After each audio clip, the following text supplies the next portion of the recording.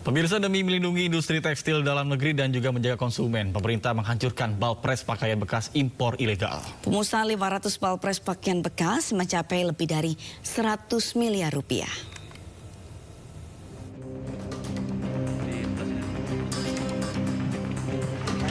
Kementerian Perdagangan memusnahkan balpres pakaian bekas impor ilegal hasil pengawasan bersama Badan Intelijen Negara dan Badan Intelijen Strategis TNI. Sebanyak 500 balpres pakaian bekas hasil impor ilegal dimusnahkan di perusahaan pengolahan limbah industri di Bogor, Jawa Barat. Pemusnahan dipimpin langsung oleh Menteri Perdagangan Budi Santoso. Adapun temuan ini merupakan hasil pengawasan gabungan Kementerian Perdagangan bersama Badan Intelijen Negara dan Badan Intelijen Strategis TNI di wilayah Bandung dengan total 19.391 balpres dengan nilai mencapai 112,35 miliar rupiah. Nah, terhadap barang-barang tersebut ya dan juga kepada pelaku usahanya kita berikan sanksi. Yang pertama adalah penutupan kegiatan usaha. Jadi lokasi usaha terhadap pengimpor atau distributor kita tutup. Dan yang kedua, kita meminta kepada importir atau distributor untuk melakukan pemusnahan barang. Nah, pada hari ini kita akan melakukan pemusnahan barang sebanyak 500 balpres. Proses pemusnahan ini terus dilakukan secara bertahap dan ditargetkan selesai akhir November ini. Sejak 14 Oktober 2025, Kemendak telah memusnahkan 16.591 balpres atau 85,56% produk pakaian bekas impor ilegal. Dari Bogor, Jawa Barat, Hadisti Arifa, Zulkarnain, iNews melaporkan. Sebelumnya, Menteri Keuangan Purbaya Yudi Sadewa akan segera menertibkan impor pakaian bekas ilegal atau balpres yang masih marak terjadi. Selain mempidanakan pelaku, Purbaya pun mengancam akan memasukkan importir nakal tersebut ke daftar hitam secara permanen.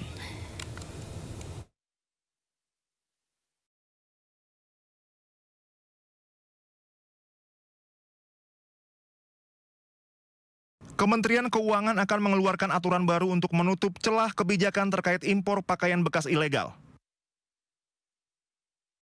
Menteri Keuangan Purbaya Yudi Sadewa mengaku aturan terbaru tersebut akan dikeluarkan dalam waktu dekat untuk mendorong pembenahan impor dan mendukung industri dalam negeri. Purbaya pun memastikan akan menindak tegas segala bentuk pelanggaran kebijakan impor yang akan segera diperbarui demi menekan masuknya barang ilegal. Kalau ilegal emang dilarang kan, nggak tahu siapa yang melegalkan. Kalau saya pikir sih ilegal harusnya dilarang, kecuali dia bisa legal dengan melalui jalur tertentu. Tapi kalau selama ini kan yang disebut balpres itu kan, itu akan dilarang. Dan saya pernah bilang kan, tanya ke orang bea cukai apa hukumannya, hanya ditaruh di mereka, barangnya dimusnahkan, terus orangnya dipenjara. Saya bilang saya rugi. Cuma udah ngeluarin uang buat musnahin barang, terus masih makan orang lagi. Jadi nanti barangnya dimusnahkan, orangnya denda, dipenjara juga, dan akan di blacklist. Rencana pembenahan impor muncul setelah Menteri Keuangan memantau langsung sistem impor-ekspor CEISA yang dimiliki Bea Cukai pada pekan lalu. Purbaya pun memastikan pihaknya akan tegas menindak segala bentuk pelanggaran yang masih terjadi hingga saat ini. Dari Jakarta, Raharjo Patmo, Rizky Solahuddin, iNews melaporkan. Perang melawan mafia impor baju bekas ilegal atau thrifting terus dilakukan oleh pemerintah. Menteri UMKM Maman Abdurrahman meminta Menteri Keuangan untuk tidak tindak tegas pengimpor barang thrifting di Bea Cukai.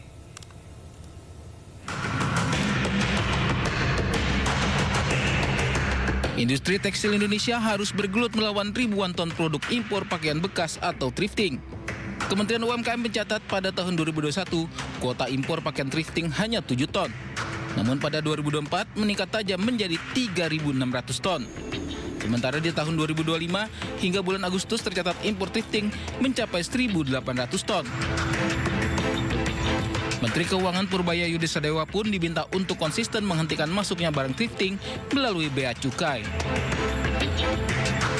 Saya berterima kasih sama Menteri Keuangan, karena ini kan urusannya dari hulu sampai hilir, Mas. Hulunya itu ada di Kementerian Keuangan, karena alur barang masuk itu di sana. Yaitu jadi sekarang tinggal kita butuh konsistensi aparatur di bea cukai untuk menyetop dulu di situ, baru nanti di tengah-tengahnya tugas kami. Sekarang ini semua tugas Kementerian UMKM untuk mendorong substitusi produknya serta memanggil, mengkonsolidasikan, mengatur e-commerce yang menjual produk-produk itu. Saat ini sejumlah e-commerce sudah menutup dan memblokir penjualan barang-barang thrifting. Nantinya penjualan baju bekas boleh dilakukan jika yang dijual adalah barang-barang UMKM. Tim Liputan iNews melaporkan. Pemirsa, Menteri Keuangan Purbaya Yudi Sadewa memastikan kebijakan redenominasi rupiah atau penyederhanaan nilai mata uang sepenuhnya menjadi kewenangan Bank Indonesia. Ya, Purbaya memastikan penerapan kebijakan tersebut akan diterapkan sesuai kebutuhan dan pada waktu yang tepat. Menteri Keuangan Purbaya Yudi Sadewa memastikan kebijakan redenominasi rupiah atau penyederhanaan nilai mata uang sepenuhnya menjadi kewenangan Bank Indonesia. Purbaya memastikan penerapan kebijakan tersebut akan diterapkan sesuai kebutuhan dan pada waktu yang tepat. Redenom itu kebijakan bank sentral dan dia nanti akan diterapkan sesuai dengan kebutuhan pada waktunya. Mungkin nggak sekarang, nggak tahun depan.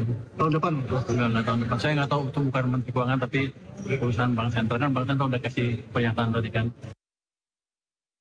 Meski rancangan undang-undang redenominasi rupiah telah masuk dalam program legislasi nasional atau Prolegnas 2025-2029, implementasi kebijakan redenominasi tidak akan berlaku pada tahun depan.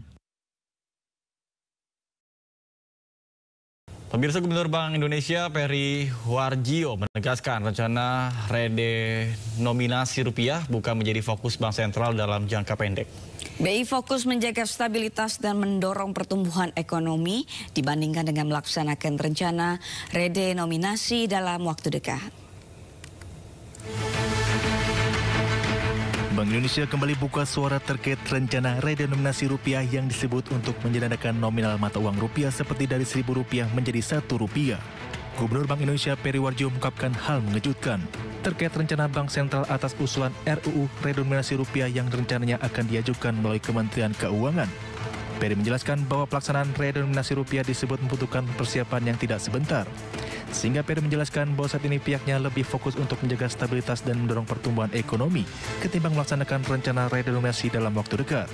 Dan itu juga kami sampaikan kepada Kementerian Keuangan, itu yang kami lakukan. Demikian juga berbagai pertanyaan-pertanyaan yang berkaitan dengan redenominasi, itu saja kami pada saat ini lebih fokus menjaga stabilitas dan mendorong pertumbuhan ekonomi. Itu fokusnya adalah seperti itu, sehingga apalagi redenominasi itu memerlukan timing dan juga persiapan yang lebih lama. Barangkali mungkin jawaban-jawaban singkat dari kami gitu, Pak Ketua.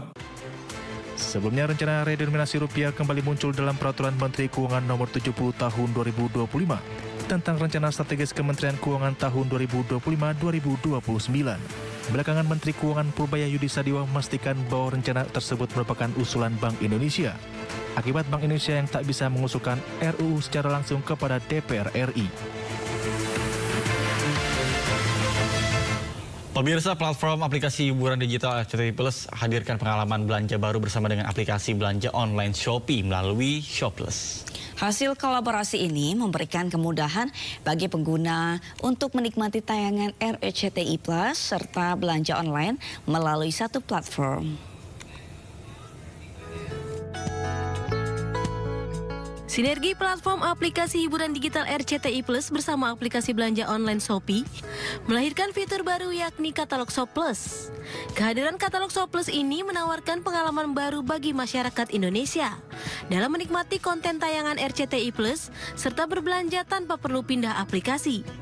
Kolaborasi dua platform ini memberikan wadah yang efisien serta memanjakan para konsumen dalam bertransaksi.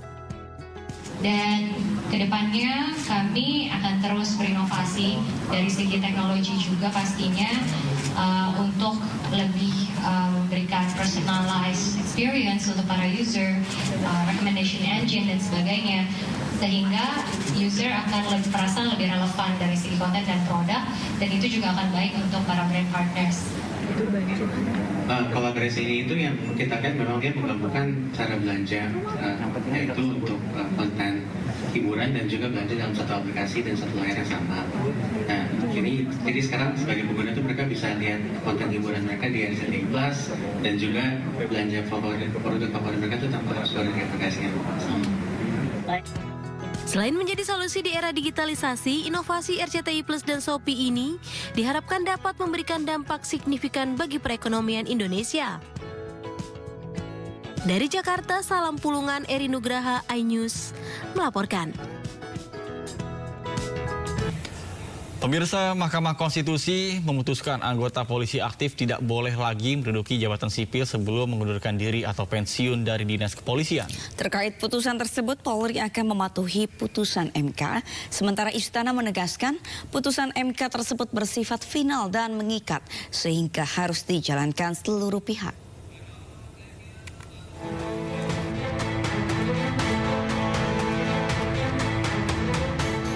Mahkamah Konstitusi memutuskan anggota Polri tak lagi bisa menduduki jabatan sipil atas penugasan Kapolri.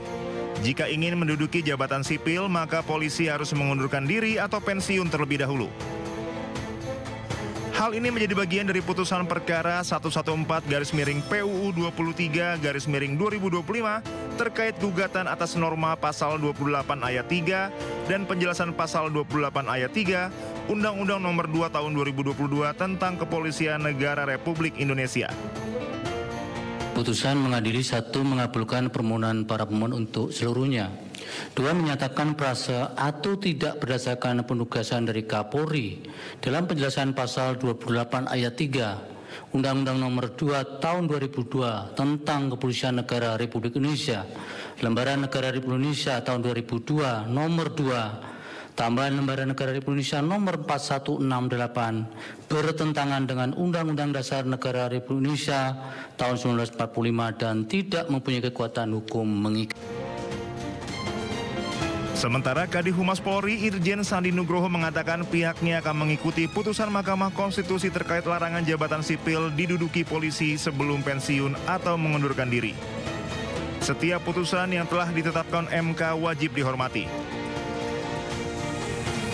Kami juga perlu dengar atas putusan tersebut. Tentunya Polri akan menghormati semua putusan yang sudah dikeluarkan, dan saat ini Polri masih menunggu hasil resminya seperti apa, kemudian nanti akan dilaporkan kepada Bapak Kapolri, kemudian kita langsung akan menyampaikan hasil putusan tersebut yang sudah diputuskan oleh Kapolri.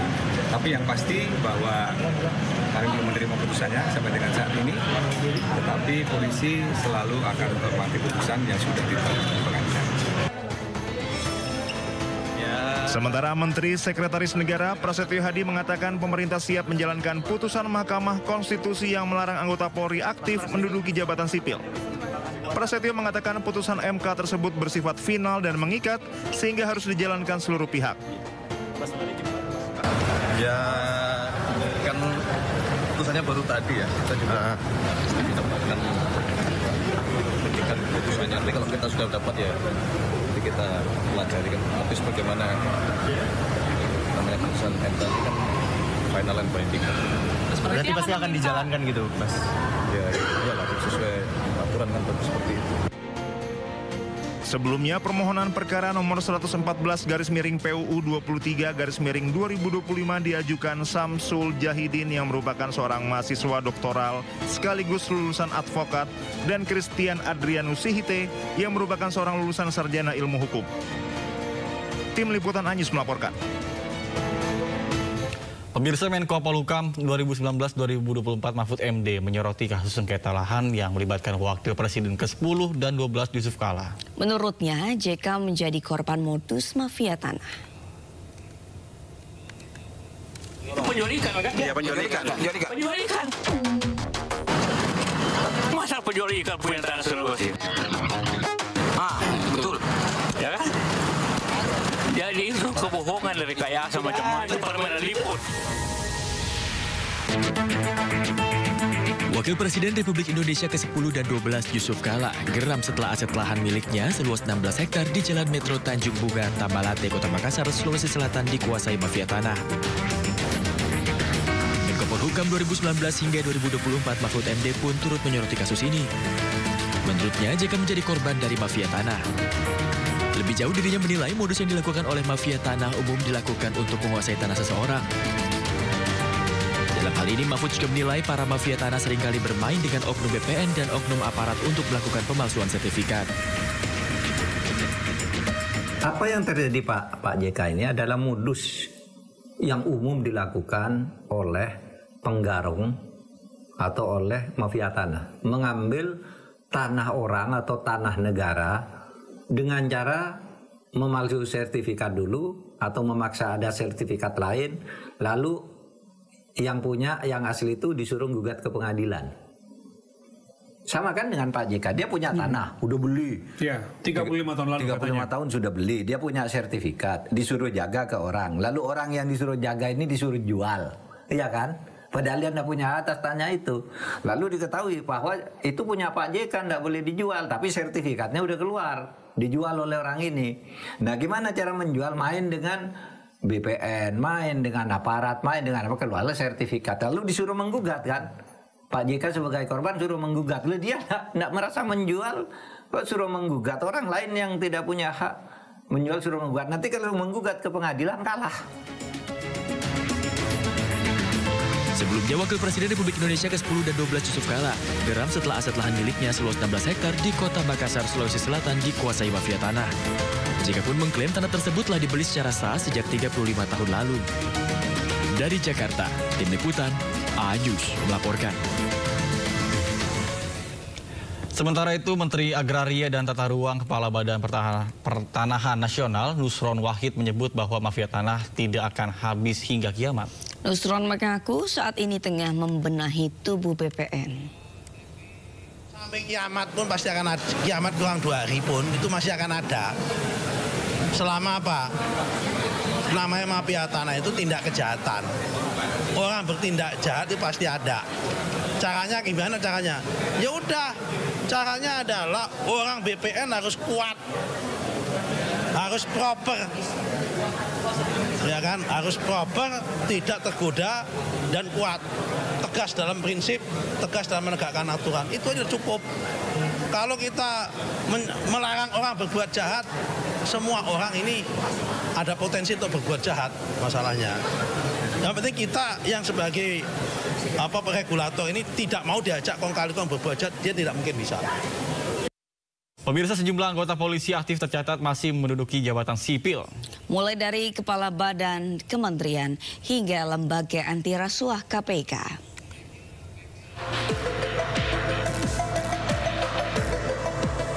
Berikut ini daftar polisi aktif yang masih menduduki jabatan sipil. Komjen Pol Setio Budianto yang menjabat sebagai Ketua Komisi Pemberantasan Korupsi KPK.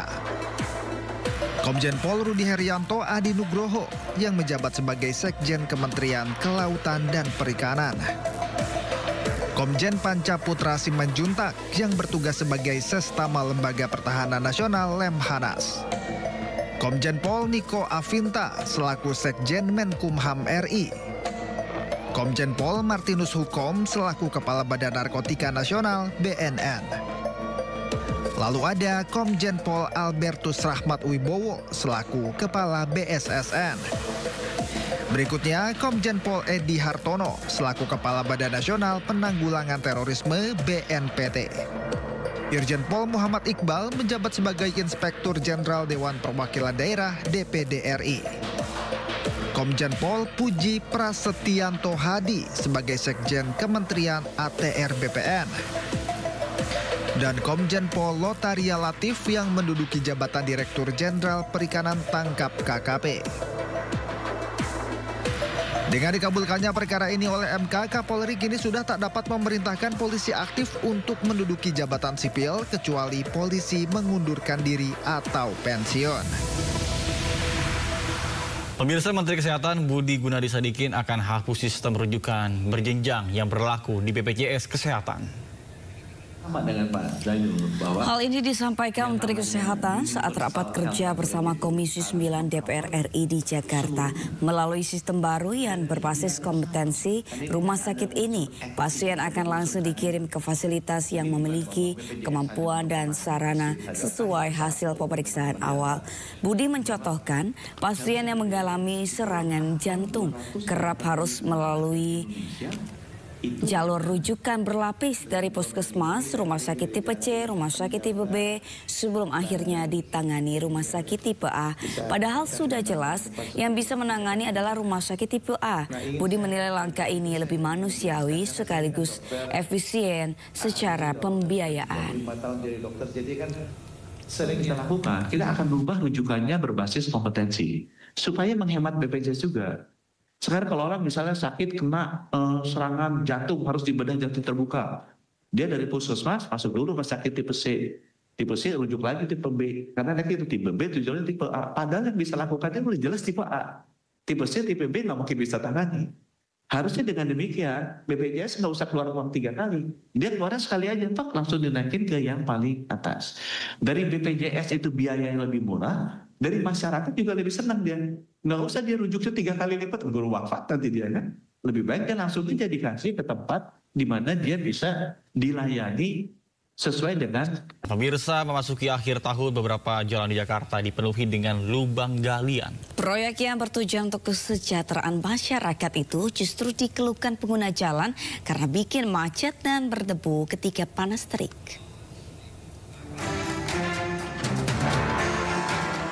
Pengguna jalan Jakarta kembali dihadapkan dengan galian yang terhampar di beberapa ruas jalan utama.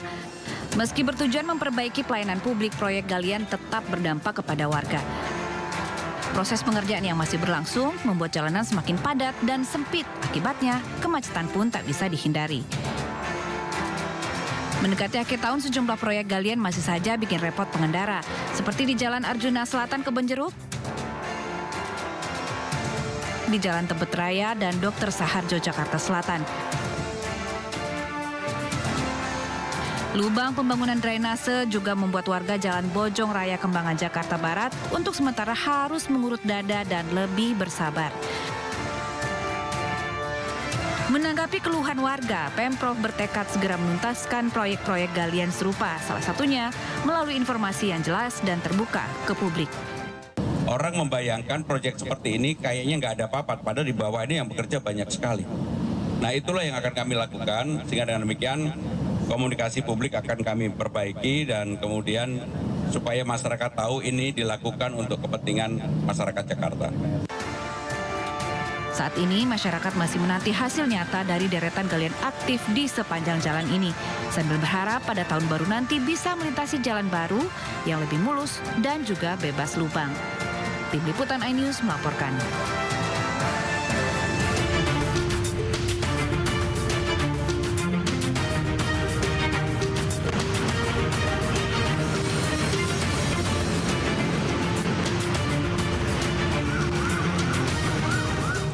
Ya pemirsa, saatnya kita simak pantauan lalu lintas pada hari ini dan kami telah terhubung dengan Bribtu Eklesia dari NTMC Polri yang kini berada di kawasan Ragunan, Jakarta Selatan. Ya, selamat pagi Bribtu Eklesia. Bagaimana pantauan arus lalu lintas dari tempat Anda melapor? Baik, terima kasih Nata dan Sabrina. Selamat pagi pemirsa, bersama kami dari NTMC Korlantas Polri akan menginformasikan situasi arus lalu lintas langsung dari kawasan Simpang Ragunan, Jakarta Selatan. Dapat kita lihat bersama situasi arus lalu lintas di hari weekend ini tampak cukup ramai namun tetap kondusif lancar dari berbagai arahnya, yakni dari arah Mampang yang akan menuju ke arah Ragunan maupun arah sebaliknya.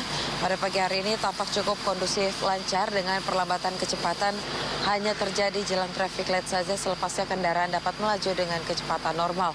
Dan kami menghimbau kepada seluruh pengendara yang melintas di kawasan ini tetap bersabar dan berhenti di belakang garis stop pada saat mengantri jelang traffic light. Dan selanjutnya situasi arus lalu lintas dari arah Fatmawati yang akan menuju ke arah Taman Mini ataupun Pasar Rebo dan di arah sebaliknya. Pada pagi hari ini juga tampak cukup ramai namun tetap kondusif lancar. Sama halnya perlambatan kecepatan hanya terjadi jelang traffic light saja, selepasnya kendaraan dapat melaju dengan kecepatan normal. Kami menghimbau kepada seluruh pengendara, pastikan selalu menjaga batas maksimal kecepatan kendaraan Anda dan selalu menjaga jarak aman kendaraan Anda dengan kendaraan lainnya. Dan berdasarkan data IRSMS Korlantas Polri, angka kecelakaan lalu lintas di seluruh Indonesia per 1 kali 24 jam terjadi 282 kasus laka lantas yang mengakibatkan 32 orang meninggal dunia, 18 orang luka berat dan 335 orang luka ringan. Dari kasus laka lantas tersebut 71% terjadi pada waktu siang hari. Untuk itu kami menghimbau kepada seluruh pengendara, pastikan terus meningkatkan konsentrasi Anda pada saat sedang berkendara dan tidak melakukan aktivitas lain yang dapat memecah konsentrasi Anda.